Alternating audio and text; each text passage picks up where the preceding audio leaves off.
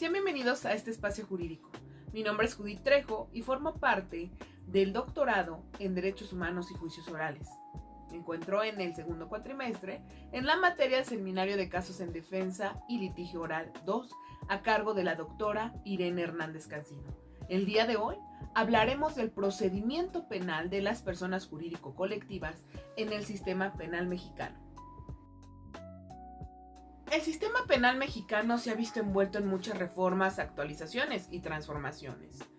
Dentro de las más profundas hablaremos del tránsito del modelo estrictamente personalista que considera importantes y relevantes a las personas físicas hacia uno que ya no reconoce la responsabilidad de las personas jurídicas.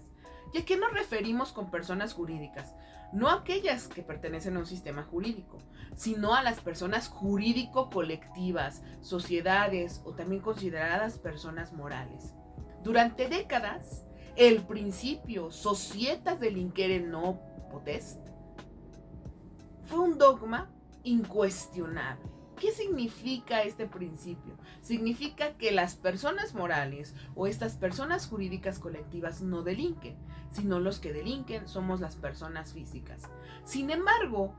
debido a la complejidad del crimen organizado en el cual se ve envuelto el sistema mexicano, nuestro país, el derecho penal económico mexicano y de la criminalidad corporativa transnacional, evidenció que se volvió un principio obsoleto. Y bueno, en este contexto, México incorpora la responsabilidad penal de esas empresas, de esas personas jurídico-colectivas. Y de manera particularmente relevante, señala un procedimiento penal específico en el Código Nacional de Procedimientos Penales en sus artículos 421 al 425. Es por eso que el propósito de este video es explicar críticamente el procedimiento penal de las personas jurídico-colectivas, analizando el ejercicio de la acción penal, la responsabilidad autónoma, la formulación de imputación, la vinculación a proceso y las consecuencias jurídicas, así como la terminación anticipada de los procedimientos y, en su caso, las debidas sentencias, desde una postura dogmática, procesal y de política criminal, además de señalar lo establecido por el ponente Miguel Ontiveros Alonso en su video. En México, este tránsito fue particularmente problemático, pues como subraya Ontiveros, primero se produjo un cambio procesal y después uno penal, generando tensiones dogmáticas que aún no han sido plenamente resueltas. Como señala el doctor Miguel Ontiveros Alonso en la ponencia difundida por Beltrán, la responsabilidad penal de las personas jurídico-colectivas no surge por una moda legislativa, sino que surge por una respuesta ineludible del derecho penal contemporáneo frente a las nuevas formas de criminalidad que se presentan en nuestro país. La política criminal, por su parte, abandona la idea de que solo las personas físicas somos las que podemos cometer ilícitos, es decir, delitos, y adopta ahora un nuevo enfoque que está basado en el bien jurídico que se lesiona. Y en este punto, Ontiveros cuestiona con agudeza el uso acrítico del principio del procedimiento que tiene que ver con la fragmentación, es decir, que el derecho penal no selecciona a sus destinatarios por su naturaleza ontológica, sino por la gravedad del ataque a su bien jurídico y por la identidad del riesgo creado. Y desde esta perspectiva, la doctrina comparada con autores como Klaus Roxin, Bernard Schunemann, del que hace mención el autor, el ponente, han advertido que estas empresas, que estas personas jurídicas colectivas pueden convertirse en un centro autónomo de decisiones criminales, de actos ilícitos, y que son capaces también de generar riesgos jurídicamente desaprobados y le llama el ponente a estas actitudes criminales empresariales y que son desarrolladas principalmente por Schunemann, y que explica cómo ciertas organizaciones diseñan unas estrategias de negocio que normalizan o pueden llegar a confundir al sistema jurídico o toleran el delito. El artículo 421 del Código en comento establece el ejercicio de la acción penal y la responsabilidad penal autónoma. Las personas jurídicas serán penalmente responsables de los delitos cometidos a su nombre, por su cuenta, en su beneficio o a través de los medios que ellas proporcionen, cuando se haya determinado que además existió inobservancia del debido control en su organización, lo anterior con independencia de la responsabilidad penal en que puedan incurrir sus representantes o administradores de hecho o de derecho. El Ministerio Público podrá ejercer la acción penal en contra de las personas jurídicas con excepción de las instituciones estatales, independientemente de la acción penal que pudiera ejercer contra las personas físicas involucradas en el delito cometido. No se extinguirá la responsabilidad penal de las personas jurídicas cuando se transformen, fusiones, absorban o escindan. En estos casos, el traslado de la pena podrá graduarse atendiendo a la relación que se guarda con la persona jurídica originariamente responsable del delito. La responsabilidad penal de la persona jurídica tampoco se extinguirá mediante su disolución aparente, cuando continúa su actividad económica y se mantenga la identidad sustancial de sus clientes, proveedores, empleados o de la parte más relevante de todos ellos. El artículo 421 del Código Nacional de Procedimientos Penales reconoce expresamente que es facultad del Ministerio Público el poder ejercer la acción penal contra una persona jurídica colectiva, estableciendo una responsabilidad penal autónoma. Y este punto es central, porque la responsabilidad de esas personas morales no depende necesariamente de la responsabilidad individual de las personas físicas. Es decir, que no se trata de una responsabilidad por sustitución, sino de una imputación propia a esa persona moral, que está basada en la deficiente organización empresarial, en la falta de controles internos o en las ausencias de cumplimientos normativos. Y en este contexto, los programas de cumplimiento normativo a los que hace referencia el ponente adquieren un papel fundamental. Y para Ontiveros Alonso, estos programas no son simples mecanismos administrativos, sino que son algunos instrumentos de imputación penal y que son capaces de incidir de cierta manera en la determinación de la responsabilidad o incluso en la exclusión. Conforme el artículo 422 del mismo código, la imputación de las personas jurídico-colectivas debe formularse a través de su representante legal, garantizando su derecho de defensa y el debido proceso. Además que desde la audiencia inicial el Ministerio Público debe de acreditar algunas cuestiones, como lo son la existencia de un hecho delictivo, la intervención funcional de esa persona moral, el beneficio directo o indirecto obtenido por esta persona moral y la relación estructural entre la organización y el delito. Este modelo exige entonces una investigación penalmente especializada y no basta con comprobar el delito, sino que es indispensable demostrar que esta persona jurídico-colectiva, como este ente colectivo, generó, permitió o no previó el riesgo penal. Aquí podemos ver que se manifiesta uno de los principales desafíos que señala Ontiveros Alonso, es decir, la ausencia de protocolos de investigación corporativa en fiscalías y en procuradurías, lo que debilita de esta manera pues una eficacia del modelo. El numeral 422 del mismo código establece las consecuencias jurídicas.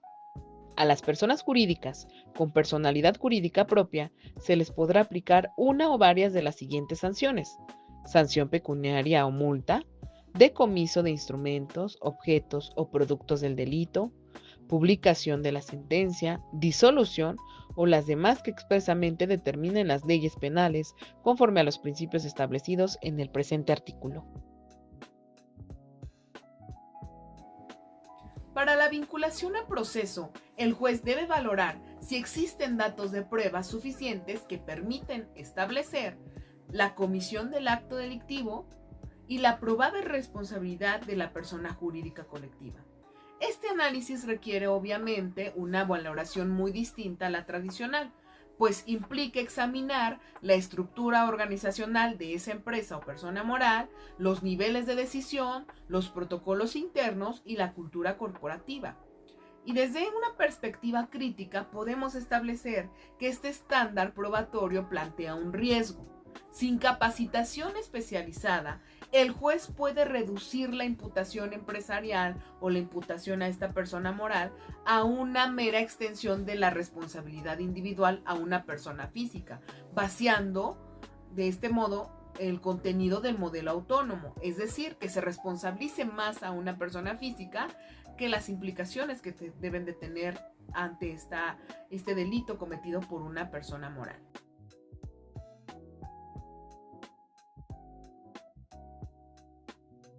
En los artículos en comento se establecen entonces las consecuencias jurídicas específicas para las personas jurídico-colectivas, entre las cuales destacan la multa, el decomiso de bienes muebles e inmuebles, la suspensión de actividades, la intervención judicial y, en su caso, la disolución de esa persona moral. Estas sanciones evidencian un guión funcional para el derecho penal orientado no solo a las sanciones, sino a la prevención estructural de la comisión de delitos por las personas morales. No obstante, debe de advertirse el peligro de sanciones desproporcionadas, que son capaces de afectar los derechos de los terceros o los derechos de las personas físicas que forman parte de esa persona moral, y que son ajenos también a algunos terceros a los delitos cometidos por esa persona moral, como los trabajadores, los acreedores, consumidores, y esto exige entonces una aplicación prudente y garantista del derecho. Además, el propio código establece las formas de terminación anticipada. Durante el proceso para determinar la responsabilidad penal de las personas jurídicas a que se refiere este capítulo, se podrán aplicar las alternativas y las formas anticipadas de terminación del proceso y soluciones, en lo conducente a los procedimientos especiales previstos en el mismo código. En atención a las formas que expresamente menciona el artículo 424, nos referimos al procedimiento abreviado y a la suspensión condicional del proceso.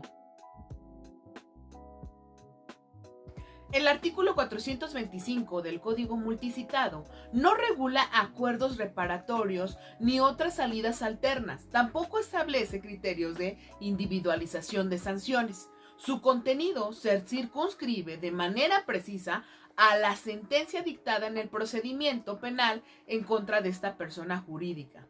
Dicho precepto entonces dispone que una vez acreditada la responsabilidad penal de la persona jurídica, el órgano jurisdiccional deberá emitir una sentencia, la cual será dictada con las formalidades y las adecuaciones necesarias y la naturaleza obviamente de este ente colectivo, garantizando el respeto al debido proceso y el derecho de defensa ejercido a través de su representante legal. Bueno, y desde una lectura sistemática y crítica, el artículo 425 consolida la idea de que la persona jurídica es un sujeto pleno de derecho procesal,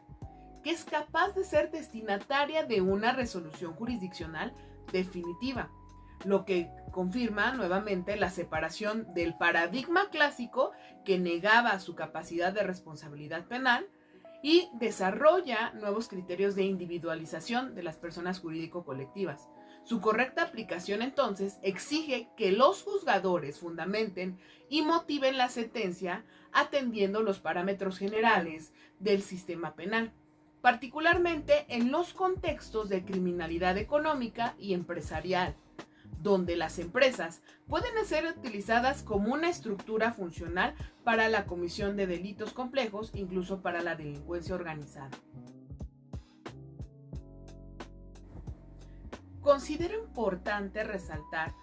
que el darle esta personalidad jurídica a los entes colectivos, como sujetos de derecho y también sancionadas por la posible comisión de un delito, no quiere decir que se excluya o se exima a las personas físicas que forman parte de ella, sino que se individualiza. Esta responsabilidad penal de las personas jurídicas en nuestro país es un avance necesario, pero aún considero que es incompleto. Su eficacia depende no solamente de un marco normativo, sino de las fiscalías especializadas, de protocolos de investigación corporativa, de una teoría criminológica de los entes colectivos y una cultura jurídica que comprenda a las personas jurídicas, empresas o personas morales como sujetos de riesgo penal en las cuales se cometen delitos o son parte fundamental para la comisión de un delito. Y como advirtió Ontiveros Alonso, el verdadero desafío no es legislar, no es que se encuentre positivizado, no es legalizarlo, sino comprender y aplicar correctamente este nuevo modelo de imputación penal.